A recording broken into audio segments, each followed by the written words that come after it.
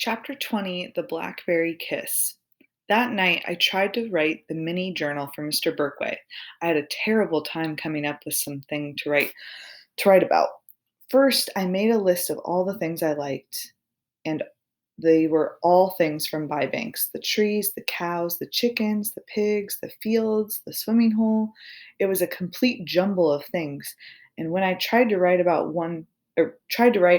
any one of those things, I ended up writing about my mother because everything was connected to her. At last, one wrote, at last I wrote about the blackberry kiss.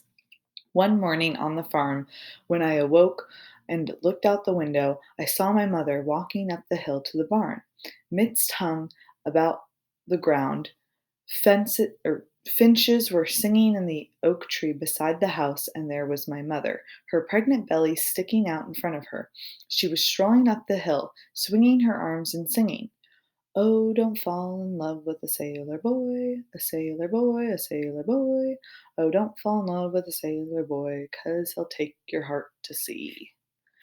As she approached the corner of the barn where the sugar maple stands, she plucked a few blackberries from a stray bush and popped them into her mouth. She looked all around her.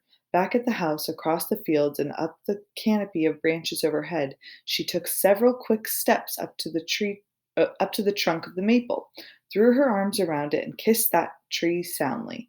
Later that day, I examined this tree trunk. I tried to wrap my arms about it, but the trunk was much bigger than it had seemed from my window. I looked up at where her mouth must have touched the tree trunk. I probably imagined this, but I thought I could detect a small dark stain as from a blackberry kiss.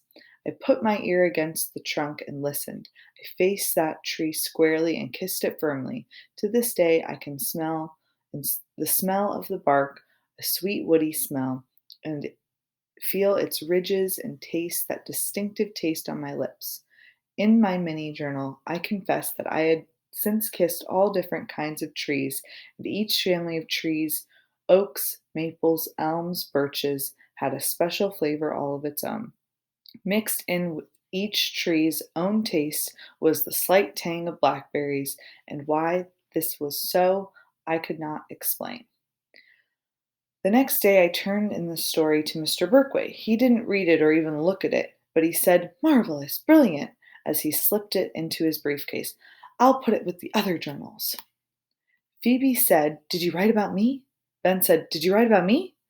Mr. Berkway was bounding around the room as if the opportunity to teach us was his notion of paradise. He threw open the windows and sucked in the air. "Ah, September," he said. He pulled out a book and read a poem by E. E. Cummings. The poem was titled "The Little Horse is Newly," and the reason why the only capital letter in the title was the Y at the end of the "newly" is because Mr. Cummings liked to do it that way. He probably never took English, Phoebe said. To me, the Y looked like the newly was born. Wait.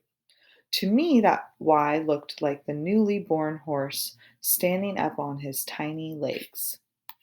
The poem was about a newly born horse who doesn't know anything but feels everything. After that, I couldn't make a lot of sense out of anything except that this horse feels amazing and lives in a smooth, beautifully folded world. I liked that. I was not sure what it was like, but I liked it. Everything sounded soft and safe.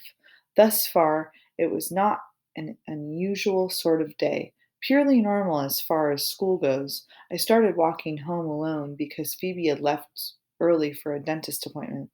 I was supposed to meet her at 5 o'clock, or at her house at 5 o'clock. I didn't even mind too much when Ben came running up behind me because I was in a good mood, and besides, I didn't really want to walk home by myself. I was completely unprepared for what happened on the way home, and of course for what happened later. Ben and I